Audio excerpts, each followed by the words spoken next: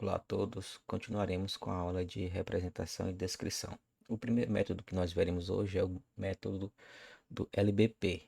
São os padrões binários locais, que ele transforma qualquer textura baseado na distância e baseado na quantidade de vizinhos.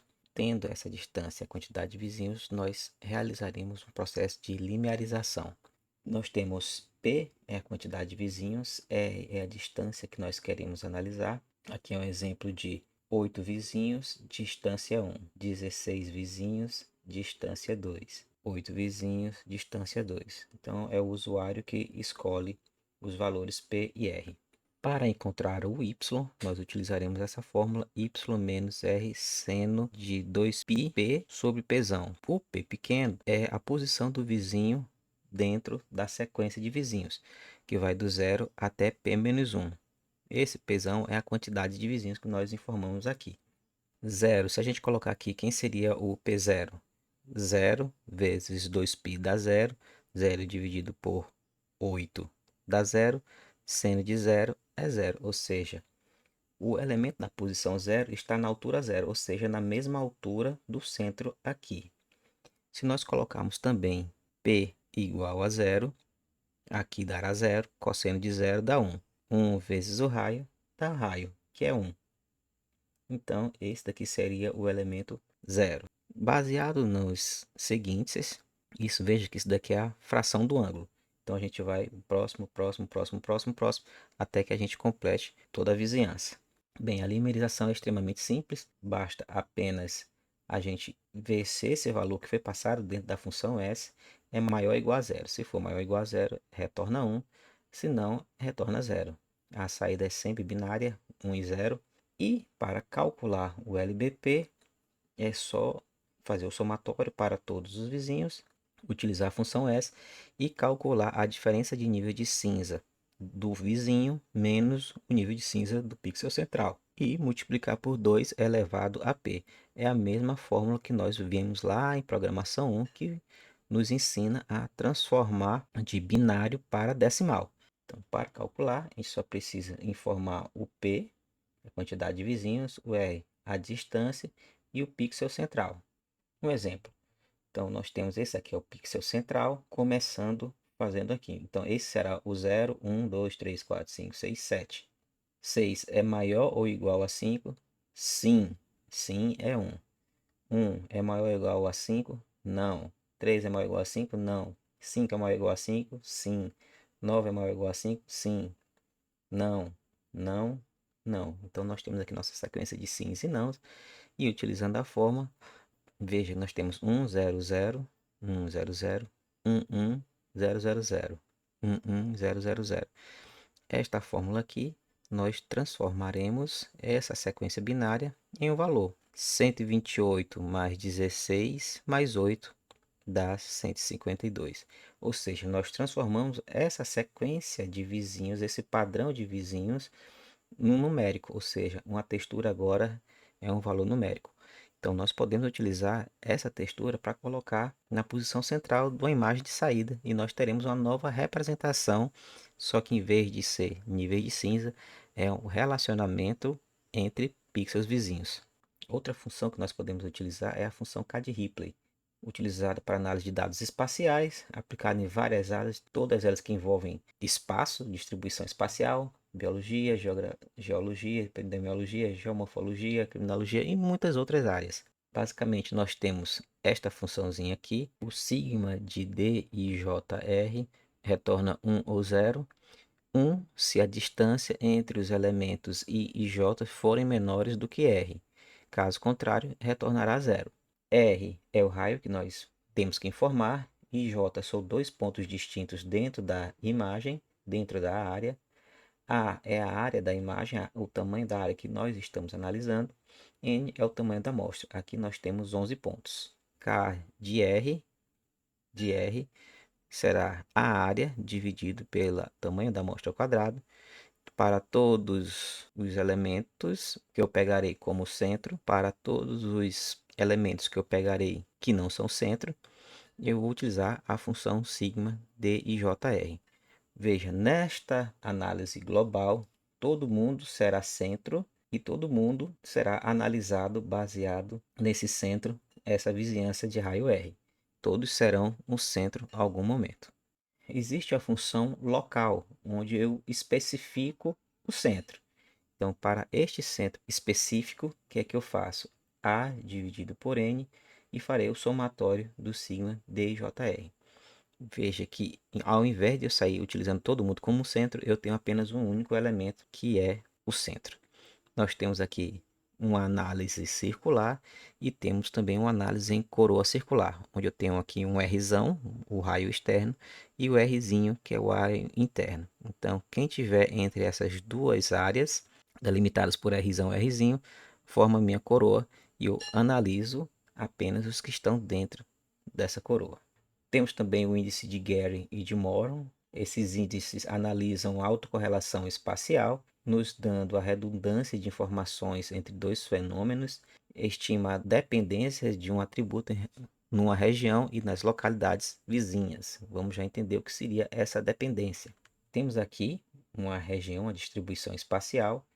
Vemos aqui nessa matriz de proximidade que A é vizinho de B e C, A é vizinho de B e C, B é vizinho de A, C, D, F, A, C, D e F, C é vizinho de A, B, F, A, B e F, D é vizinho de B, F, E, B, F, E é vizinho de D e F, D e F é vizinho de todo mundo menos A.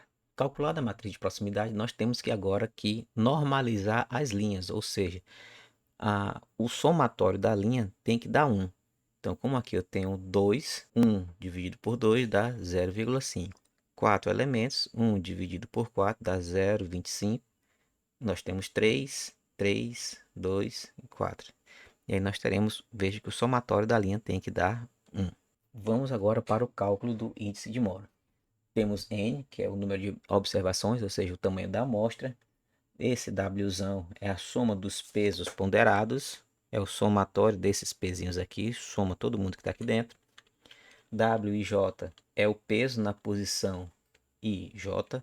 Então, se eu disser peso DB, DB é 0,33. E nós temos também ZI, ZJ, que são os desvios em relação à média. Então, nós temos que ZA é XA menos a média de X. E está aqui a nossa funçãozinha. N, número, o tamanho da amostra. W, somatório do peso.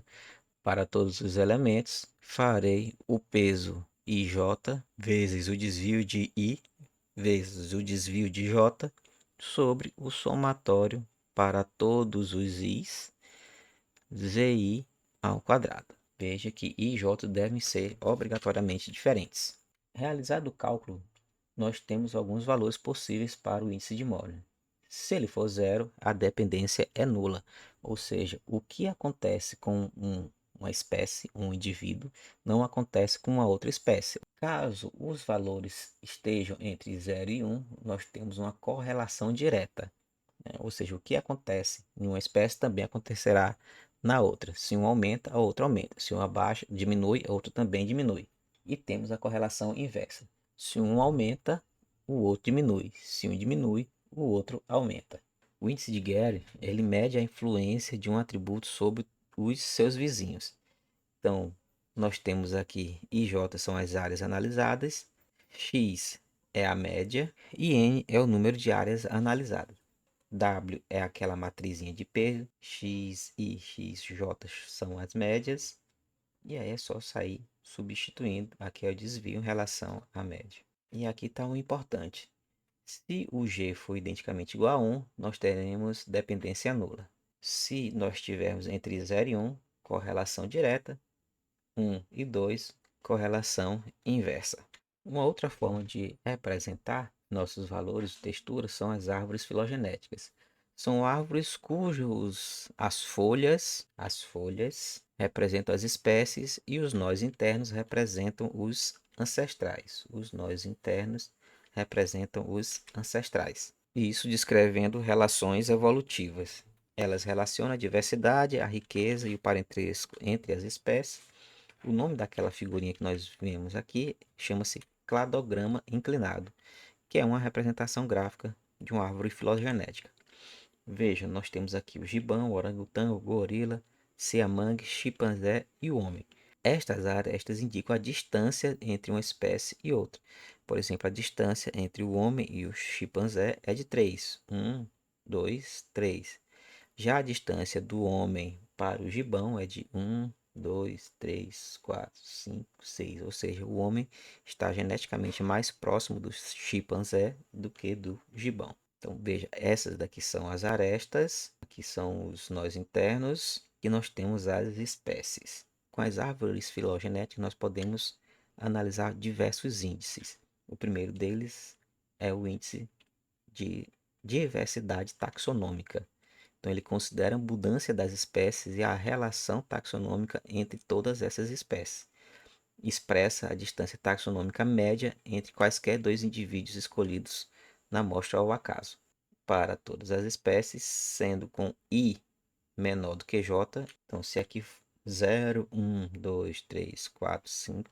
Então, eu vou pegar esse com esse, esse com esse, esse com esse, esse com esse, esse com esse. Eu nunca pego voltando para todas as espécies e para todas as espécies J, considerando isso daqui, nós teremos W e J. Veja que W e J é a distância genética, é o peso, é a quantidade de arestas.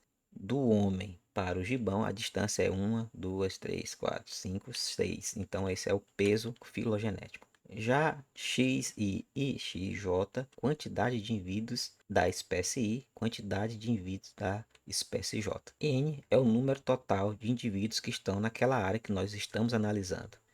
Já a distinção taxonômica, ela representa a distância taxonômica média entre dois indivíduos de espécies diferentes. Então, ele é representado por delta asterisco para todas as espécies I, para todas as espécies J, respeitando isso daqui. Pegaremos a distância filogenética vezes a quantidade de indivíduos da espécie I, vezes a quantidade de indivíduos da espécie J. Tudo isso sobre o somatório do somatório de I e J. Temos também a distinção taxonômica média, que é o delta mais. Representa a distância taxonômica média entre duas espécies. S é o número total de espécies. Veja que nós temos aqui para todas as espécies com I menor do que J. Aqui apenas o somatório do peso filogenético, ou seja, da distância genética, sobre S vezes S menos 1 sobre 2. Aqui um exemplo. Você aplica este exemplo aqui, serve para todos os índices. Então, nós estamos aqui utilizando só a distinção taxonômica. Está aqui essa minha imagem. Podemos ter como sendo pixels de três classes distintas: branco, cinza e preto. Para facilitar nossas análises, aqui será 0, 1, 2. Ok? Então, preto, cinza e branco. A distância filogenética do preto para o cinza é 2 e a distância do preto para o branco é 1, 2, 3. A distância filogenética do cinza para o branco é 1, 2, 3. Aqui nós temos a quantidade de indivíduos dessa espécie aqui. 1, 2, 3, 4. Aqui cinza 2, 1, 2 e branco 1, 2, 3. Com essas informações, temos aqui a nossa matrizinha filogenética, matriz de peso genético. A distância do P para o C é 2, 1, 2. Do P para o B, 1, 2, 3. Aqui nem precisava fazer, certo? Porque a gente sempre vai nesse sentido, mas eu coloquei aqui na fórmula, a gente não volta, né? Então, tá aqui, mas a gente não vai utilizar. É espelhado, né? Esse é igual a esse é igual a esse é igual a esse. A distância de C para P é 2, de C para C é 0 e de C para B, 3. De branco para preto é 3, de branco para cinza é 3, de branco para branco é 0. Pronto, essa é a nossa matriz de distância genética. Agora basta substituir na fórmula para todas as espécies I e J, peso vezes a quantidade de elementos de I e de J dividido pela quantidade vezes a quantidade menos 1 dividido por 2. Veja que a gente só faz daqui para frente. Então, primeiramente eu farei preto com cinza, depois preto com branco. Preto com cinza, preto com branco. Depois eu farei cinza com branco.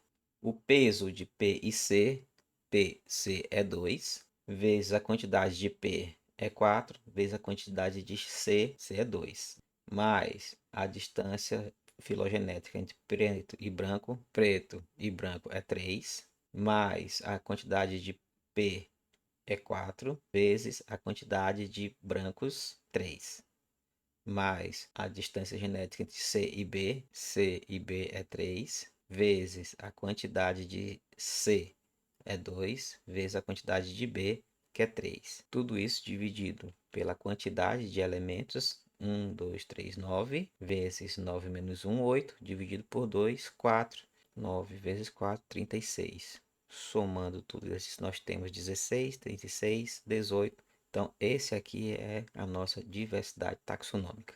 Vejam que foi bem simples, não tem muito mistério. Faça o cálculo aí, tanto para a distinção quanto a distinção média. Forte abraço a todos, tchau, tchau.